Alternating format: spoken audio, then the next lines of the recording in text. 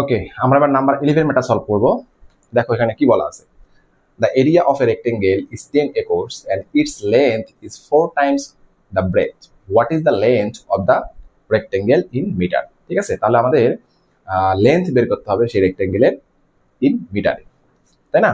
আচ্ছা, ওকে, দেখো আমাদের এখানে এরিয়াটা দেওয়া আছে হচ্ছে কি, এরিয়াটা হচ্ছে 10 একর্স। তা আমরা একটা ফর্মুলা জানি কি, যে লেন্থ ইনটু ব্রেথ ইকুয়াল হচ্ছে এরিয়া। ওকে, তাহলে আমরা যদি লেন্থ বের করতে চাই তাহলে লেন্থ ইকুয়াল তাহলে কি হবে, এরিয়া ডিভাইড বাই ব্রেথ।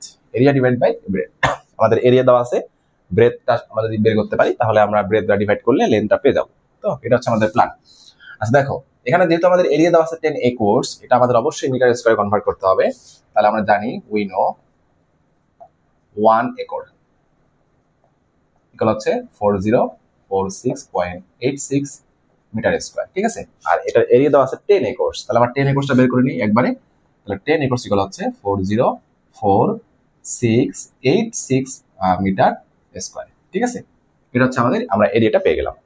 আমাদের 10 দ্বারা মাল্টিপ্লাই করাতে পয়েন্টটা একটা ডিজিট, পয়েন্টের আগে একটা ডিজিট চলে আসছে। ঠিক আছে, দেখো আরেকটা কন্ডিশন এখানে দেওয়া আছে যে length is 4 times the breadth.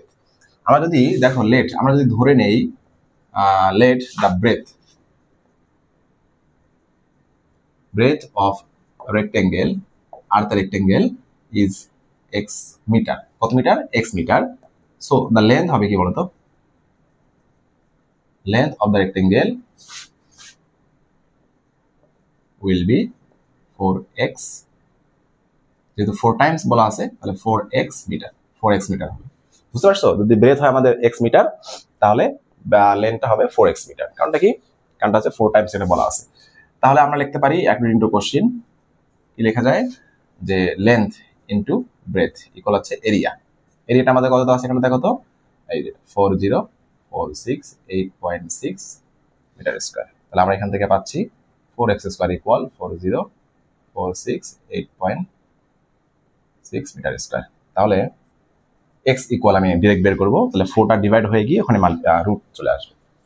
এই যে রুট চলে আসলো, তাহলে 4046.86 ডিভাইড বাই হচ্ছে 4, এটা হচ্ছে আমাদের x এর ভ্যালু আসবে। তাহলে 4 দ্বারা ডিভাইড করে, 4 দ্বারা ডিভাইড করে রুট করলে যেটা আসবে সেটা হচ্ছে আমাদের x এর ভ্যালু। দেখো রুট করার পরে আমাদের ভ্যালুটা আসছে 100.584 মিটার। তাহলে আমাদের আমরা ব্রেথটা পেয়ে গেলাম। সো ব্রেথ ইকুয়াল হচ্ছে 100.584 মিটার। এন্ড তাহলে লেন্থটা কি হবে বলতো, লেন্থ ইকুয়াল হবে 100.584 ইন্টু 4। এটাকে 4 দ্বারা মাল্টিপ্লাই করলে আমরা ভ্যালুটা পেয়ে যাব।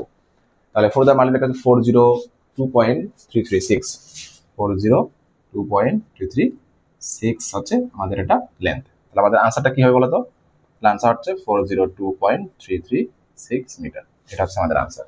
বুঝতে পারছো বিষয়টা?